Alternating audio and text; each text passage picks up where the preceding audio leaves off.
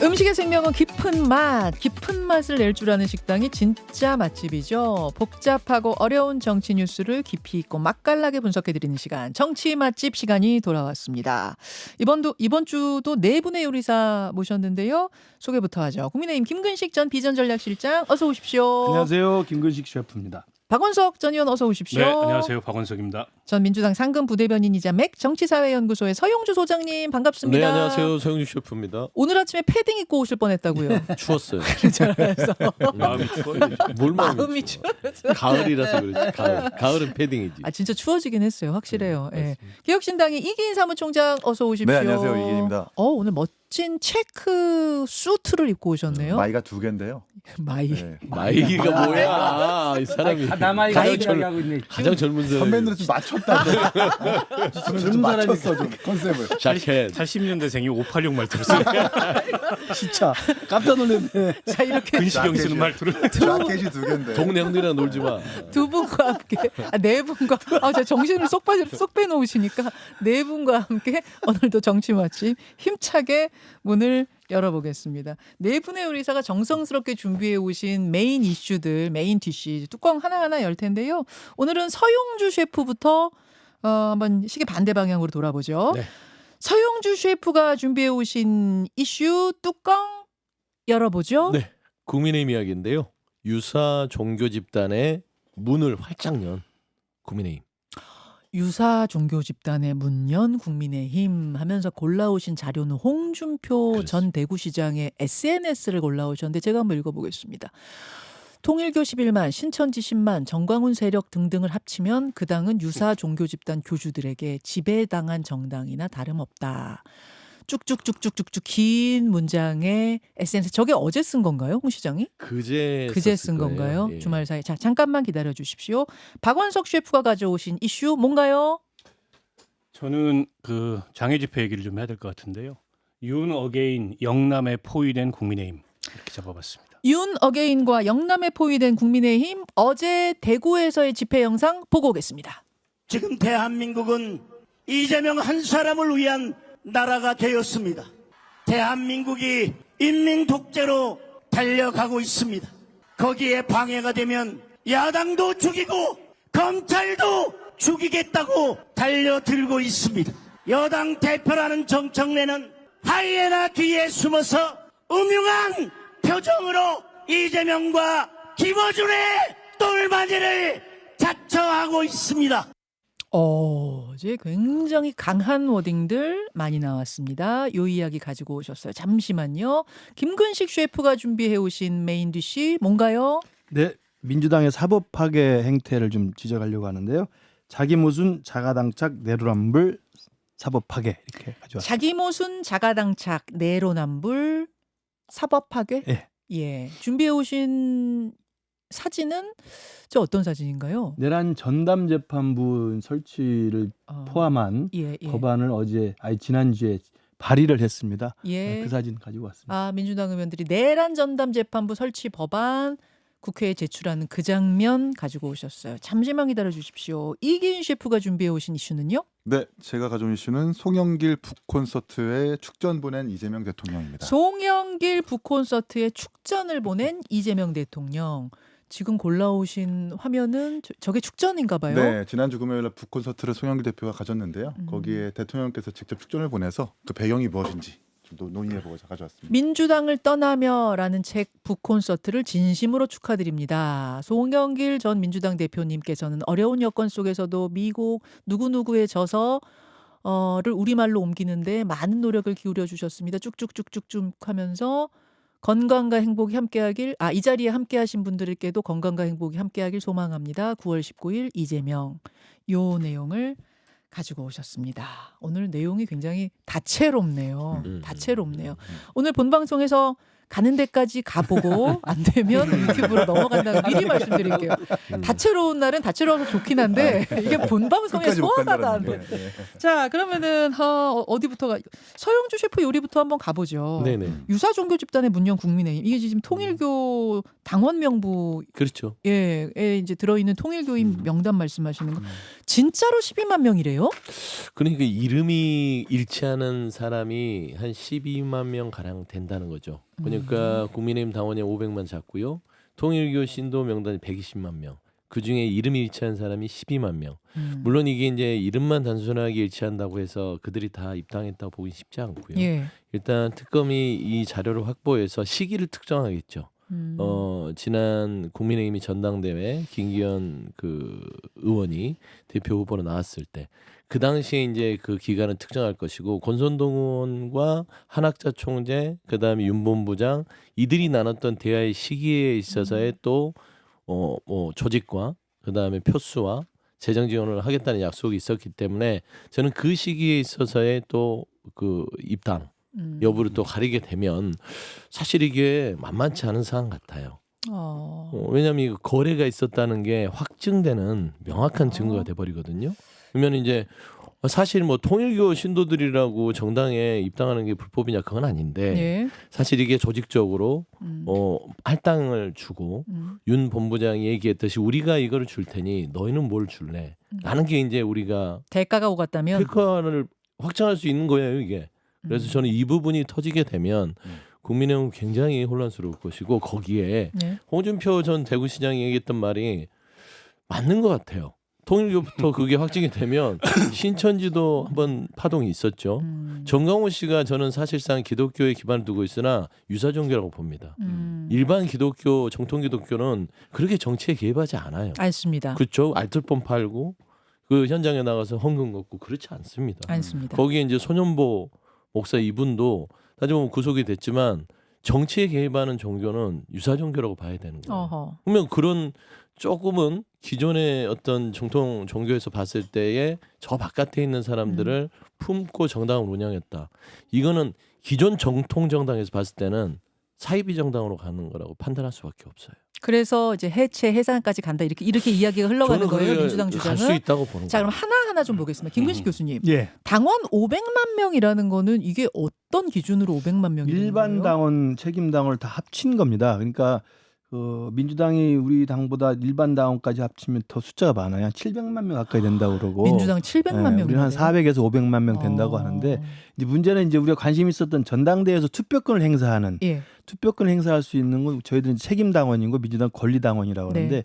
이분들은 매달 당비를 꼬박꼬박 납부하는 분들입니다. 3개월 이상 내야지 그렇죠. 투표권 예, 생기죠. 예. 그러니까 책임 당원, 권리 당원으로 좀 줄이면 민주당은 한 80만, 우리는 한 40만 이렇게 50만 보고 있고요. 근데 일반 당원은 입당원을 써준 사람은 다 당원이에요.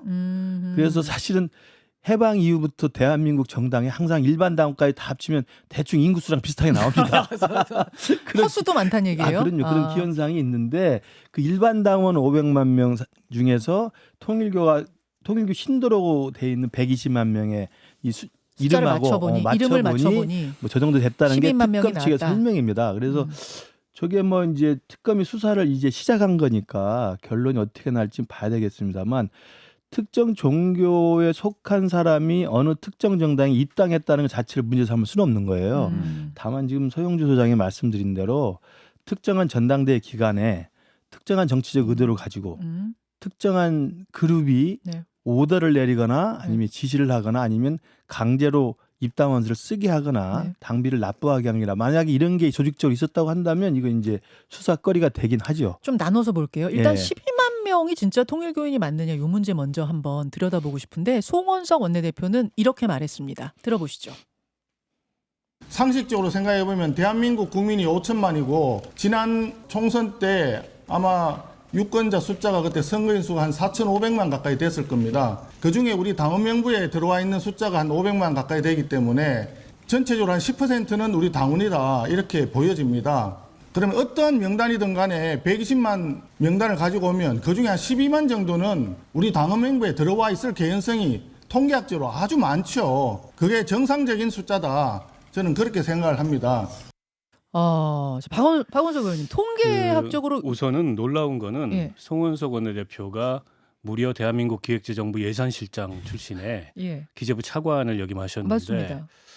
통계학적인 뭐 개연성이라고 본인은 얘기하셨지만은 엄청난 통계학적인 오류를 저렇게 아무렇지도 않게 얘기하는 게 놀랍고요. 저 주장대로라면 제가 저 논리를 그대로 빗대서 얘기하면 예. 이재명 대통령은 대한민국 헌정 역사상 가장 위대한 대통령이 될 것이라 믿는 120만 명의 명단을 가져오면 그중에 12만 명은 국민의힘 당원일 개연성이 높다. 이 얘기하고 똑같은 거예요.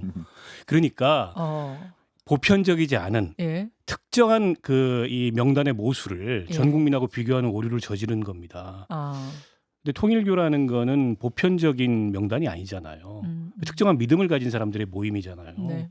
그중에 10%가 이를테면 국민의힘의 당원 명부에 있을 개연성이 높다고 저렇게 원내대표가 친절하게 자백을 하면 그 특검이 주장하는 것 설득력이 굉장히 높아지죠. 그런데다가 이 입당 시기가 굉장히 중요할 겁니다. 단지 명단에 명단은 뭐 동명이인이 있을 수도 있는데 근데 제가 국민의힘이 그 지금까지 국민의힘으로 정당을 변경한 뒤에 당 이름을 6번의 전당대회를 치렀는데요. 1차 전당대회가 2021년 6월 달에 이준석 당대표가 선출되던 전당대회입니다. 네. 그때 32만 명이었어요. 책임 당원이. 책임당원. 근데 2차 전대가 2021년 11월 불과 5개월 뒤에 윤석열 대통령 후보 선출할 때 56만 9천 명으로 한 25만 명 점핑을 합니다. 네. 그리고 이어서 3차 전당대회가 2023년 3월 김기현 대표 그야말로 연판장 사태 직후에 그때 83만 7천 명으로 점핑을 합니다. 그 뒤로는 변동이 없거나 줄어서 지금 한 75만 명 되는데 그러니까 2차 전대 시기, 3차 전대 시기가 굉장히 유의미한 당원의 대폭 증가가 이루어지는데 지금 나오고 있는 스토리하고 맞아떨어지잖아요. 윤심은 권해 있다 하면서 통일교에서 집단 입당했다고 윤영호 씨가 주장하는 시기가 3차 전대였습니다. 그러니까 권성동 후보가 대표에 나갈 줄 알고 통일교에서 왕창 들어갔는데 권성동 의원이 안 나가면서 김기현 후보로 턴한 것이다. 그래서 김기현 후보를 그게 밀어가지고 3차 대표시켰다라는 전대고요. 스토리를 지금 특검은 보고 있는 거죠. 네, 그다음에 2차 전대가 윤석열 대통령 선출될 당시인데 그게 바로 홍준표 시장이 뭐 다소는 좀 거고. 저주가 섞인 얘기긴 하지만 의심하는 바대로 신천지 대거 입당이 됐을 가능성 이걸 얘기하잖아요. 그때 당원 숫자가 유의미하게 굉장히 큰 폭으로 증가했어요. 그러니까 과연 개연성이 없느냐? 그 저기 송원석 원내대표 말대로 통계학적 개연성은 없지만 정치적 개연성은 상당하죠. 이긴 셰프 어떻게 보세요? 저는 그 저기서 얘기하는 전당대회 출마자거든요. 그러네 진짜. 천하영희 팀에 맞아요. 제가 예. 출마자예요. 저게 사실이라면 예. 제가 통일교한테 진 건가 이런 생각이 그랬을 가능성이 매우 들어서 높죠. 화가 쓱 납니다. 진짜 그랬네. 네, 그때는 그러네요. 이제 그 진짜 전당대회 나가셨네요. 그럼 근데 나는 제가 뭐지? 생각했을 때 그때 저를 반대했었던 찍지 않았었던 당원들의 기류는 뭐 통일교였다라고 전 보기는 어려웠었거든요. 그냥 윤석열 대통령과 반대편에 섰으니까 찍지 않았다라는 느낌을 되게 많이 받아서 아직까지 좀 사실 믿지 못하겠고요. 전 120만 신도라는 것 자체가 잘 신뢰가 안 갑니다. 통일교 신도 명단 자체가 좀 신뢰가 안 그러니까 간다? 지금 우리나라 국민이 5천만이잖아요. 예. 그럼 2.5%가 지금 통일교인이라는 거 아닙니까? 우리나라 예, 국민 그렇게 중에. 되네요. 이 자체가 지금 잘못된 모습일 수 있겠다는 생각이 들어요. 그 거기서 12만도 이제 이름만 대조해서 12만이라는 건데 네. 동명이인지 아직 밝혀지지 않았잖아요. 우리가 좀 신중해야 될 필요는 있다고 생각을 하고요. 민주당에도 통일교인이 있습니다. 네. 국회 앞에서 이 종교 탄압을 멈추라고 항상 시위를 하는 통일교인 대구 서구의회 출신의 부의장 출신의 사람이 계신데 그분이 항상 종교 탄압 멈추라고 시위하시거든요. 근데 그분의 페이스북 들어가 보면 재밌는 자료가 되게 많아요. 통일교 목사라고 하는 분들이 직접 유튜브 채널까지 개설해서 이거 11만이라는 거 다 거짓말이다. 지금 통일교회 교회라고 하는 곳이 전국에 한 200개 정도가 되는데 각 교회마다 50명에서 150명 정도가 활동한다는 거예요. 그러니까 거기서 청소년 빠지고 네. 필리핀, 일본 사람 빠지고 외국인 빠지면 고작 해봐야 우리나라에서 실질적으로 활동하는 교인이라고 하는 사람들은 1만 명밖에 안 된다라는 거예요. 직접 얼굴 걸고 이름 걸고 나와서 이야기를 합니다. 그러니까 특검과 얘기하는 거랑 완전히 지금 실황이 반대가 되는 거거든요. 그러니까 통일교인들이 지금 그렇게 이야기하고 있는 건데 무엇이 진실인지 아직 몰라요. 처음에 이 보도가 나왔었을 때도 아마도 특검에서 JTBC한테 알려준 것 같은데 그때는 생년월일 등으로 정확성을 높였다라고 이야기하다가 알고 보니까 DB 업체에서 그 개인정보가 빠졌다는 거 아닙니까? 네. 정보가 제한적이고 불일치합니다.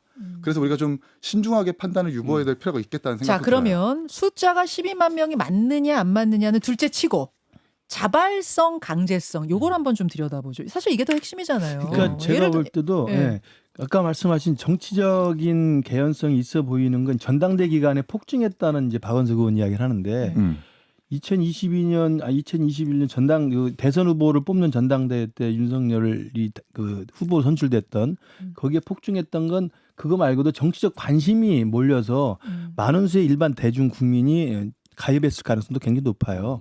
그런데 이제 문제가 되는 건 2023년에 김기현 당대표 네. 뽑을 때 상당히 많은 숫자가 늘었단 말이에요. 예, 예. 근데 그때는 사실 정치적 관심이 높았다고 보기엔 좀 어렵지 않은 그렇죠. 시기 아니겠어요? 그러니까 그래서 아마 제가 알기로는 검찰 특검의 압수수색도 그 시기를 특정했지 예. 그 윤석열 후보가 대선 후보 된 시기는 저는 뺀 걸로 알고 있습니다. 그래서 네네. 2023년에 김기현 대표를 뽑았던 전당대회 네. 그때에 집중적으로 입당한 것들을 이제 지켜보고 있는 것 같은데 그때가 그러니까 막 나경원 의원 나갔다가 그렇죠. 안철수 안철수 의원 물러나시고 주저앉히고 뭐 나경원 그때예요. 주저앉히고 김기현 대표 됐던 압도적으로 됐을 그 때죠. 전당대회. 그때 국민적 관심이 높았다고 보기 어렵기 때문에 그때 만약에 수십만 명이 대거 입당했다고 한다면 그게 무슨 의미가 있는 걸 따져보겠다는 건데 그렇죠. 저는 이긴 총장 말씀대로 이긴 최고위원 말씀대로 통일교의 숫자도 과대포장돼 있고요.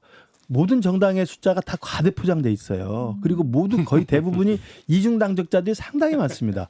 민주당 당적과 우리 당 당적 가진 사람들 굉장히 많을 거예요. 확인을 지금 못하고는 있지만 그렇기 때문에 실제로 120만 명 중에 12만 명이라는 이 숫자 자체를 가지고 엄청나다라고 생각하는 건 상당히 좀 김이 빠져야 되는 물이 빠져야 되는 부분이고 그러나 그렇지 않더라도 어쨌든 그게 10,000명이든 2만 명이든 만에 하나 예. 통일교가 그 2023년 김기현 예. 당대표 뽑는 예. 전당대회에 조직적이고 의도적이고 예. 강제적으로. 강제적으로 들어갔다고 하는 게 그게 10,000명이든 1,000명이든 사실 그건 범죄가 될 수가 있어요. 그러니까 5,000명이어도 예, 예. 강제적으로 교인들을 조직적이고 강제적으로 가입시켰다면 그건 문제가 되거든요. 그렇죠. 저는 그게 그러니까 더 핵심인 것 그런 같아요. 것이지 120만 중에 12만 명이니까 지금 국민의힘 얼마 중에 얼마 됐다 깜짝 놀래고 그러니까 이건 그걸 제가 좀 볼 때 따져보자는 너무 거죠. 좀 서 센스티브한 소장님. 드릴게요. 예, 예. 이게 크게 뭐 이게 뭐 모수 자체가 잘못됐다 이거는 이 핵심은 아닌 것 같아요. 예, 예. 지금 보면 강제냐 아니냐 부분도 특검이 이미 그 교단의 할당량을 내린 부분들을 그 증언들을 확보했습니다. 교구별로 몇백 명 해서 윤 본부장이 또 그 권성동 의원과 얘기하는 부분들이 10,000명에서 15,000명, 20,000명, 30,000명 이런 숫자들이 또 나와요. 그러면 결국엔 12만 명 중에 한 10,000명 정도에서 15,000명이 나오면 그 이 문자 메시지의 신빙성이 확보되는 겁니다. 그게 중요한 것이죠. 그러니까 모수가 이렇고 정치권이 이렇고 이거는 지금 핵심은 아닌 것 저 같아요. 갑자기 그 얘기 들으니까 궁금해지는데 만약 그 교인들이 나한테 이렇게 입당원서 쓰고 싶으면 쓰라고 왔는데 내가 자발적으로 썼어. 나중에 이렇게 되면 법적으로 어떻게 돼요? 그거는 정당법상에는 문제가 없고요. 그건 상관없죠. 제가 말씀드리고 싶은 거는 종교가 어떤 거를 갖고 있다 하더라도 통일교든 신천지든 그게 이제 본인들의 선택이잖아요. 예, 예. 그분들이 정당에 가입하는 건 불법이 아니에요. 그 얘기를 하는 게 아니라 예, 예. 사실상 조직적으로 그렇죠. 거래를 통해서 그렇죠. 당에 입당시키는 과정들이 그 교회에 있었던 지도자들과 뭐 말하자면 간부겠죠. 뭐 참어머니라고 보통 저희가 표현하고 요즘에는 네. 그 국민의힘이라는 정당에 있는 핵심 간부들과의 거래를 통해서 이게 유입이 됐다면 이건 엄청난 그 그러니까 지금 불법적인 소지가 큰 것이죠. 그 얘기를 하는 겁니다. 11만 명이 이제 통일교 교인이 아닐 수 있겠죠. 그건 좀 이제 과장된 숫자일 수 있고 동명이인도 거기는 많이 있을 텐데 말씀들 하셨듯이 이제 조직적 가입 그리고 이제 본인의 의사에 반하는 가입 이게 문제인데 네. 윤영호 씨가 특검 수사에서 얘기한 바는 3만 명 정도 지원을 했다고 얘기를 해요. 그에 대한 통일교 측의 항변은 그건 이제 윤영호가 자기 성과를 부풀리려고 과장한 거고 통일교 그 본 조직이 아닌 네. 관계 자원봉사 조직 이런 걸 통해서 불과 몇천 명 수준에 불과할 거다. 통일교도 완전히 부정하지 않아요. 근데 이제 문제는 네. 이번에 장동혁 대표가 전당대회 할 때 김문수 후보에게 그 표차로 보면 한 2만 표가 안 났던 걸로 알고 있어요. 이걸 바꿀 수 있는 거예요. 그 결과를. 그리고 윤석열 그 대통령 후보 선출되던 당시에도 어쨌든 여론에서는 홍준표 시장이 이겼는데 당원했었잖아요. 그것도 그렇게 큰 차이가 아니었어요. 그러니까 이런 문제가 있는 거죠. 그런데다가 정당법에 따르면은 자발적 가입은 문제가 없습니다. 어떤 종교를 갖든 뭘 믿든 간에. 근데 이제 본인의 의사에 반한 가입. 근데 당시에 이제 들리는 풍문으로는 네. 통일교 그 교인이었든 반개 조직이었든 항의도 있었다는 거. 이걸 왜 우리가 해야 되느냐. 그러면 그게 이제 의사에 반하는 가입의 근거로 볼 수가 있거든요. 그래서 이제 특검이 확보된 명단을 가지고 수사를 어느 방향으로 어떻게 네. 구체화시키고 좁혀 나갔냐에 달려 있는데 이게 만약에 그런 집단적인 강제 가입을 통해서 전당대회 결과에 영향을 주려고 네. 했다면 국민의힘이라는 정당이 얼마나 한심한 정당이 되는 거냐면 한학자 씨가 그렇게 얘기했잖아요. 나의 지도를 받은 사람이 국가를 운영해야 된다. 난 참어머니다. 그러면서 정교일치 주장을 했어요. 정교일치에 통일교의 정교일치 휘둘린 정당이 되는 겁니다. 그리고 그거는 대한민국 헌법에 반하는 그런 행위가 돼요. 그래서 뭐 위원정당 해산할 때 이것도 하나의 그 근거가 될 수 있다 이런 얘기가 나오는 거죠. 자, 상황이 이렇게 되니까 결국 장애 집회까지 6년 만에 시작했다고 보시는 겁니까? 이것도 박원석 셰프가 골라오신 거죠. 네. 이야기가 좀 자연스럽게 연결이 되는데 어제 장애 집회가요. 대구 동대구역에서 열렸거든요. 한 집회 측 추산 7만 명 정도 모였다 그러고 6년 만입니다. 여러분 이게 아니 원래 국민의힘 의원들이 뭐 장외 많이 나가지 않았어요 이렇게 생각하시는 분도 계시는데 당 차원에서 하는 거는 굉장히 신중해요. 왜냐하면 당이 한번 장외로 나가면 사실 다시 장내로 들어오기도 이게 만만치 않은 일이고 그래서 항상 굉장히 신중하게 장외투쟁 시작하는데 이거 6년 만에 6년 전에는 여러분 그 황교안 대표가 삭발했던 그거 기억나시죠? 그게 마지막이었어요. 굉장히 오랜만에 그 정도로 절박했다고 보시는 거예요 지금 상황이? 저는 이게 자칫하면 윤 어게인과 동시에 황 어게인의 길을 국민의힘이 갈 것 같다라는 생각이 들고요. 집회 장소를 왜 하필이면 또 동대구역을 택했을까? 그게 일종의 그냥 확증 편향만 강화되는 거잖아요. 거기는 어차피 결집돼 있는 보수 지지층들이 밀집돼 있는 지역인데 거기 가서 효능감을 느끼려고 했다는 것 자체부터 이제 저 주장의 확장성이나 이런 거는 전혀 고려하지 않은 그런 집회였다고 보고요. 어제 뭐 7만 명이라고 얘기하는데 처음에 5만 명이라고 발표를 했어요. 근데 장동혁 대표 연설하면서 순식간에 2만 명이 모였다. 이러면서 7만 명이라고 주장을 하는데 15분 만에 2만 명이 근데 모일 수 저 있는지도. 들어온 영상 보면은 굉장히 많이 원래 모였어요. 동대구역이 네. 유동 인구도 많고 많이 모입니다. 대구에서 집회하면. 국민의힘 당원 동원력이 가장 센 데가 대구잖아요. 저게 7만 명이 되는지는 잘 모르겠지만. 예, 예. 근데 이제 문제는 여전히 윤어게인 스탑 더 스틸 주장이 그 집회에서 굉장히 뭐 이 눈에 띄게 두드러졌다는 거예요. 그리고 이제 뭐 윤석열 그 대통령을 연호하는 사람들도 있고 또 거기에 부하내동에서 일부 최고위원은 지난 대선 결과를 부정하는 이재명은 대통령이 아니다. 재판하면 내려와야 된다. 장동혁 대표도 재판 대계에서 내려와야 된다. 이런 주장을 했는데 당내에서조차도 지금 뭐 야당 탄압 독재 정치 구호는 너무 나가는 거다. 오히려 지금 여당이 저 조희대 대법원장 흔들기 등등으로 인해서 실점을 하고 있을 때 우리가 반사이익을 흡수해야 되는데 그런 이제 덮어놓고 식의 주장은 반사이익조차 흡수하지 못한다. 이런 목소리가 나오는 거잖아요. 자, 여기에 대해서 국민의힘 김근식 네. 교수님 의견 듣고 다음 주제 좀 넘어가야겠습니다. 그 장애로 가는 게 사실은 그 쉬운 결정이 아니죠. 그리고 만약에 한 번으로 끝이는 게 아니고 계속된다고 한다면 사실은 이제 장애 정치에 이제 수렁에 빠질 수가 있어요. 그건 아까 말씀하신 것처럼 2020년 황교안 대표 체제 때 장애 집회에 올인했다가 네. 결국 그 후가로 이제 21대 2020년 총선에서 우리가 패배한 경험이 예. 있거든요. 그래서 장애 집회는 신중하게 가야 되는데 저는 장애 집회의 빌미는 이재명 대통령과 민주당 정부가 주고 있는 건 맞다고 봅니다. 왜냐하면 지금 어제 장애 집회 주요 구호는 네. 사법 파괴거든요. 그러니까 지금 최근에 조희대 대법원장 찍어내기라든지 지기현 담당 판사에 대한 내란 전담 재판부에 대한 압박이라든지 이런 등등을 보면 이 상권 분립 해치는 사법 파괴 행위가 있다는 것에 대해서는 국민들이 저는 동의할 거라고 보고 그런 면에서는 장애 나갈 명분이 있습니다만 문제는 제가 이제 이걸 좀 하나 비유를 드리면 저도 예. 고민을 좀 많이 해봤는데 5공화국 전두환 군사 독재 때는 그 학생들이 잡혀갈 각오를 하고 시 집회를 하지요. 그렇죠. 그건 뭐냐면 언론이 통제돼 있고 네. 집회 결사의 자유가 없고 자기 말을 이야기를 국민들한테 설명할 길이었기 때문에 데모라고 하는 형식을 통해서 잡혀가면서 이제 외치는 거거든요. 예. 그게 국민들한테 이제 지지를 얻게 되는 과정인데 지금 우리 국민의힘 과정에서 저런 집회가 저는 제가 볼 때 시 집회거든요. 근데 지금 우리 당에 필요한 것은 우리끼리 모여서 이재명 정권을 규탄하는 시 집회보다는 중도층에 있는 국민들에게 왜 이재명 정부와 정청래 대표가 사법 파괴라고 하는 야만 정의를 하고 있는가를 설득하고 홍보하고 그래서 지지를 얻어내는 작업이 우리 우선일 것이 아닌가. 그러니까 5공화국 때 억압받았던 시대 때 표출할 수밖에 없었던 우리끼리 모여서 집회 시위 구호 외치는 거라는 양상이 될 것인지 아니면 정말 광장에 나가더라도 우리 국민의힘에 등을 돌리고 있는 중도층 사람들까지 포함해서 왜 우리가 민주당과 정청래 민주당 대표 이재명 대통령에 대해서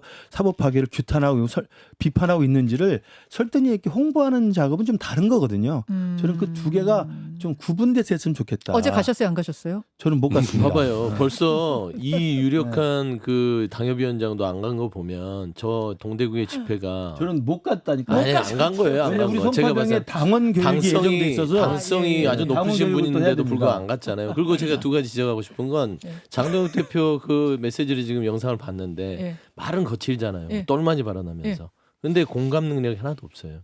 제가 기사를 몇 개 찾아봤고 대구에 갔던 사람들과 통화를 해봤더니 한 3만 명 정도 추산이 되는데 사실 이렇게 다 동원을 했는데 예전에 저기 소년보 목사가 지난 2월에 했던 거에 미치지도 못합니다. 어떻게 이 정당 야당이라는 한 데가 이런 세력도 못 모으느냐. 이제 대구 민심조차도 지금 차갑게 등을 돌렸다. 그리고 현장에서 박수를 치지를 않는데요.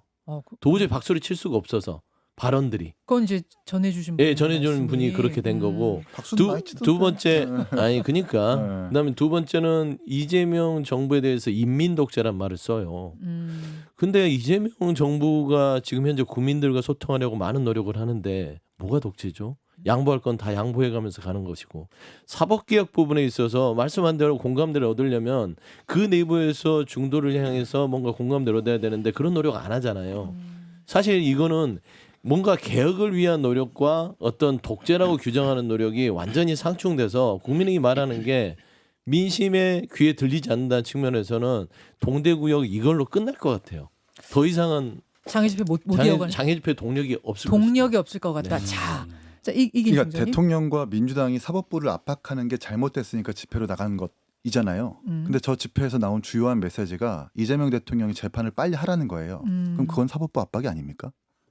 그것도 사법부 압박인 거잖아요. 그 집회 자체가 본인들의 어떤 셀프 디스 내지는 자기 모습을 좀 보여준 것이라서 국민들에게 크게 저는 공감이 되지 않을 것이라는 생각이 들고 결국 정치인들이 주도하는 장애 집회라는 것은 동력이 제한적입니다. 그러면 이제 연성 지지층 내지는 국민들이 공감할 수 있는 집회가 돼야 되는데 그 자신이 없으니까 대구부터 시작을 한 것 같아요. 가장 안방 중에 안방. 이 당원과 지지자들부터 결출시키고 이제 나가려고 하는 것 같은데 출구 전략이 보이지가 않습니다. 제가 볼 때는 어떤 출구 전략을 세워놓고 뭐 정기국회 내지는 장애 집회 계속 이어져야 되는 건데 지난 11월달에 민주당이 했었던 장애 집회 우리가 기억해 보면은 그때도 그러니까 계엄 터지기 전에 김건희 여사 구속시켜야 된다라고 민주당이 장애 집회 했었어요. 근데 참여자가 되게 없었습니다. 동력도 줄어들었고 지금 그때보다 국민의힘 상황이 나은가 그렇지는 않거든요. 출구 전략이 보이지 않아서 대구에서 시작한 거고 앞으로도 좀 그런 것처럼 보인다.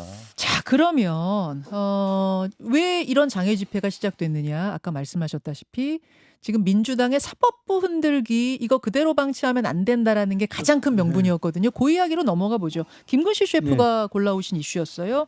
자기 모순 자가당착 내로남불 사법 파괴 그러셨나요 아까? 그러니까 제가 볼 때 이제 장애 집회가 타당하냐 타당하지 않느냐 국민의 지지를 받느냐는 논외로 치고 방식에 대해서 논의를 치고 그러나 지금 저렇게 빌미를 준 건 저는 민주당의 강성 지도라고 생각해요. 그러니까 제가 항상 말씀드리지만 민주당의 저런 헛발질이 우리 당의 혁신의 순통을 계속 조이는 거예요. 민주당이 헛발질하니까 빌미를 주고 장애 집회에 트집 잡기를 할 수 있게 해주는 거거든요. 저는 그런 면에서 말씀을 안타깝게 드리는데 저 아까 사진에 나왔던 내란 전담 재판부 법 발의한 내용을 보면 3개 특검에 대한 다 전담 재판을 만들게 되어 있습니다만 유연적 요소는 너무 다양합니다. 뭐 다 일일이 다 말씀드릴 수가 없고 뭐 양형을 제한한다든지 생중계를 한다든지 뭐 사명 복권을 규제한다든지 이런 유연적 요소가 있습니다만 제가 제일 논리적으로 말이 안 되는 건 이야기가 그거예요. 633 원칙을 규정을 해서 반드시 내란이나 김건희 이 기소된 사건에 대해서는 10개월 안에 아니 12개월 안에 끝내겠다고 강제 규정을 두는 거거든요. 그러니까 빨리 하자는 거죠. 못 믿겠다 이건데 가장 그 이재명 대통령 정부나 지금 민주당에서 최근에 조희대 대법원장 찍어내려는 가장 큰 이유가 그 대법원 확정 판결 그 유죄 취지의 파기환송을 너무 서둘렀다고 막 그때 화낸 거 아닙니까? 대선 전에 네, 있었던 그러니까 3심. 633이 못 지켜져서 공직선거법 위반인데 1심에 6개월이 아니라 2년 2개월이 걸렸잖아요. 네. 계속 질질 끌어가지고 633이 못 지켜지고 대선은 다가오는데 대선에 유력한 후보에 대해서 이게 도대체 유죄인지 무죄인지 왜냐하면 1심 유죄 2심 무죄가 나니까 국민들이 헷갈리잖아요. 예. 확정지키기 위해서 633에 따라서 대법에서 전원합의체 판결을 내렸더니 이게 무슨 짓이냐 왜 이렇게 빨리 해 라는 걸로 화가 나서 지금 조희대 대법원장 사퇴시키려고 하는 거잖아요. 그러니까 저는 이제 서영주 소장한테 여쭙고 싶어. 자기들 사건 이재명 공직선거법은 빨리 했다고 쫓아내고 지금 내놓는 내란 전담 재판을 보면 빨리 하라고 강제 규정 짓는 거예요.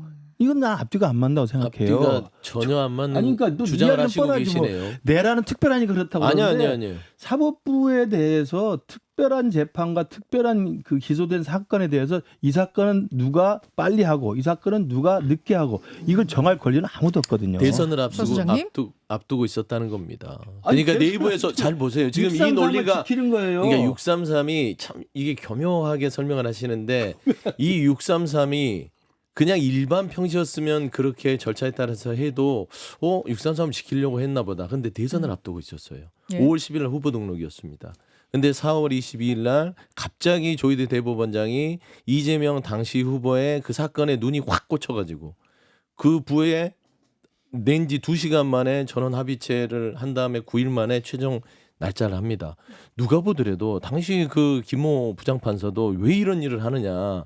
국민들이 대선에 개입할 수 있다는 오해를 할 수 있기 때문에 이건 부적절하다. 사법 신뢰가 깨질 수 있다라고 지적이 나올 만큼 문제가 있었어요.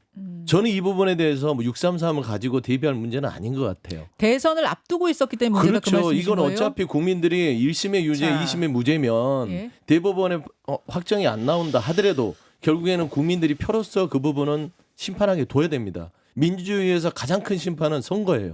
알겠습니다. 제가 조금만 더 정리를 해볼게요. 그래서 이제 이 이야기는 사실 그때부터 지금까지 쭉 이어오고 있는 찬반이 좀 엇갈리는 논란 아닙니까? 그런데 이게 이번에 어떻게 확 불거졌냐 하면 그냥 이론을 가지고 찬반 논란이 아니라 이 조희대 대법원장이 당시에 한덕수 총리, 정상명 전 검찰총장 등등과 만나가지고 이재명은 내가 처리하겠다고 말을 했다라는 에피소드 제보가 있다라고 하면서 이게 확 불거진 거예요. 그냥 이론상으로 싸우는 게 아니라 근거가 있다잖아요. 누가? 소영교 의원이 그렇게 주장을 한 겁니다. 그러면서 야 진짜 그렇게까지 말했으면 이건 보통 중대한 일이 아니지. 이렇게 된 거였는데. 근데 지금 저도 예. 좀 헷갈리는 대목이 예. 서영교 의원이 두 가지 제보를 막 섞어서 얘기를 하고 있어요. 맞아요. 하나는 그 지난 보수 정권의 민정 고위직한테 들었다고 얘기하는 그거는 윤석열 조희대 회동설입니다. 근데 정작 서영교 의원이 국회에서 녹취를 튼 거는 예. 그야말로 뭐 한덕수, 뭐 김충식, 그다음에 조희대, 그다음에 정상명 이게 회동했다는 녹취를 틀었어요. 4인 회동. 그리고 기자들이 질문을 하면은 그 본인 스스로도 헷갈리는지 두 개를 막 섞어서 얘기를 합니다. 그래서 그걸 좀 분명히 했으면 좋겠다 말씀을 드리고 일단 그 4인 회동의 제보에 대해서는 그 최초로 열린공감 TV라는 유튜브에서 예. 열린공감 TV 맞죠? 예. 그걸 제기를 했는데 그조차도 굉장히 그 방송을 만든 사람들 스스로도 그걸 확신하지 못하면서 이건 썰이다 이렇게 얘기를 하고 있어요. 그리고 이제 그 녹취가 AI니 아니니 이런 공방이 네. 있는데 이제 그 정도 사실 검증이 안 된 거를 국회의원이 상임위원장에서 틀고 대정부질을 하고 이것 자체가 좀 성급했다라는 생각이 들고 지금 그게 확신할 수 있는 제보냐 검증이 된 거냐 그랬더니 팩트 체크 안 했다 이렇게 본인들도 얘기를 하고 있어요. 그러면 그걸 가지고 더 이상 그 논란을 확대시키면 안 되는데 지금 정청래 대표 등이 얘기하는 건 조희대 대법원장을 향해서 억울하면 수사받아라.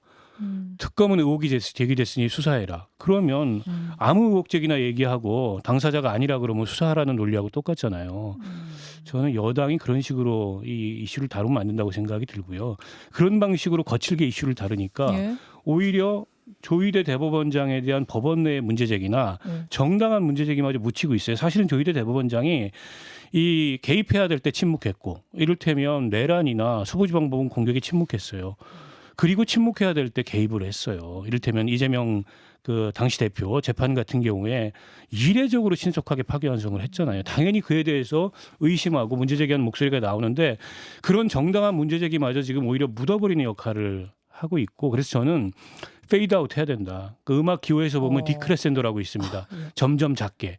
이제 그 목소리는 점점 작게 해라. 여기서 더 키워봤자 민주당의 그야말로 이제부터는 똥볼이다. 자, 서영주 소장, 서셰프님, 네. 민주당 분위기 어때요? 이 서영교 의원 요 주장에 대해서 네, 좋지 않습니다. 좋지 않습니까? 왜 그러냐면 사실 이게 선택과 집중을 해야 될 사안이에요. 조희대 대법원장은. 대법원장은 3부 요인이고 사실 지난 대선 와중에도 조희대 대법원장과 지기현 판사에 대한 탄핵 요구가 거셌습니다. 그때 이제 조금 국민들 여론이 좋지 않으니 우리가 대선에 집중하자 해서 이거를 대선 이후로 가자고 남겨놨던 거예요. 저는 그걸 끄집어내서 국민들과 그다음에 정치권 사이에서 공감대를 형성하면 충분히 조희대 대법원장이나 지기현 판사에 대한 문제 제기가 가능할 거라고 보는데 말씀한 대로 어떤 대법원장 정도를 흔들 정도면 아무리 제보가 오더라도 그걸 체크해서 뭐 한 장을 제대로 된 걸 흔들어야 될 거 아닙니까? 한 방 제대로 된 한 방. 방을. 근데 그거 없이 어설프게 들어갔다가 이게 핵심 포인트를 놓쳐버린 거예요. 저는 그런 부분에 있어서는 제가 이 처음에는 이 근거 자체가 그나마 있다면 또 조희대 대법원장이 이를 부인했으니 실체적 진실을 가려보자라고 저도 했다가 사실 그 원소스였던 열린공감 TV에 그 제보자 자체도 썰이라고 해버리니까 제가 딱 한마디 했어요. 이 부분에 대해서는 바로 빠져나와라. 아, 그러셨어요? 그랬습니다. 저희가 마음이 급하다 보니 자라보고 놀란 것 같으면 소뚜껑 보고 놀랐었습니다. 하지만 이 부분을 가지고 섣불리 의혹 제기한 부분들은 조금 더 살펴보고 다시 하겠다. 아니면 심심한 유감을 표하면 된다. 이렇게 얘기를 했는데 이게 저는 일단 부승차원은 좀 빠진 것 같은데 소영기 의원께서 이거를 계속해서 가고 그다음에 전체적인 지도 분위기가 바른 빼대 수사받아라 이런 쪽으로 가니까 이게 못 빠져나오는 거예요. 저는 다시 본류로 돌아왔으면 좋겠어요. 그러니까 조희대 대법원장의 지난 대선에서 한 일. 그러니까 그 지난 대선에서 한 일을 가지고 계속 공격을 하고, 그러니까 사실은 이게 계속 지금 이 펀치를 날리는데 어퍼컷 쳤다가 스트레이트 쳤다가 잽 치다가 그러는데 다 이게 효과가 없으니까 이것저것 해보는 거거든요. 처음 했던 게 내란 특별재판부 밀어붙이려다가 역풍이 부니까 포기했잖아요. 그러다가 이제 이거 제보 들어왔다고 이거 녹취 파일 틀었는데 아니라고 하니까 또 뺄 수밖에 없고, 그러니까 지금 넌 지난 대선 때 뭐 했니라고 이제 따지는 거거든요. 그러려면 확실하게 하려면 탄핵을 하세요. 지금이라도 지금 서 소장 말씀하신 것처럼 탄핵하려다가 대선에 집중한다고 안 했잖아요. 네. 그럼 지금 탄핵하세요. 왜냐하면 진짜 헌법과 법률을 명백하게 위반한 것이라고 한다면 탄핵하면 간단한 겁니다. 모자랄 게 뭐 있어요. 원내 뭐 지금 국회 다수석 갖고 있지. 대통령이 이재명이지. 자, 탄핵 조희대 예. 탄핵 들어가라라고 들어가. 말씀하신 이유는 해봤자 안 될 거라고 보시. 절대 안 되죠. 지금 제가 아까 말씀드렸잖아요. 1심, 2심, 3심에서 1심에서 유죄, 2심 무죄 나왔는데 633 원칙 지키고 대선 앞두고 국민들이 헷갈려 하니까 이 부분에 대해서 전원 합의치 붙여서 2명 빼고 대법관 전부 전원 일치로 유죄 취지 판결을 낸 겁니다. 이거에 대해서 탄핵 어떻게 할 겁니까? 그게 탄핵을 못하니까 사퇴라고 하는 정치적 압박만 하고 있는 거예요. 10초 남았는데 이기인 총장 덧붙이신 말씀. 댓글쇼에서 말씀드리겠습니다. 역시 방송을 아는 분입니다. 자, 그러면 여기서 라디오 본방송 시간상 접고요. 유튜브 댓글쇼로 여유 있게 방송쟁이, 센스쟁이. 자, 네 분 고맙습니다. 감사합니다. 감사합니다. 김현정의 뉴스쇼는 시청자 여러분의 참여를 기다립니다. 구독과 좋아요, 댓글 잊지 않으셨죠? 알림 설정을 해두시면 평일 아침 7시 10분 실시간 라이브도 참여하실 수 있습니다.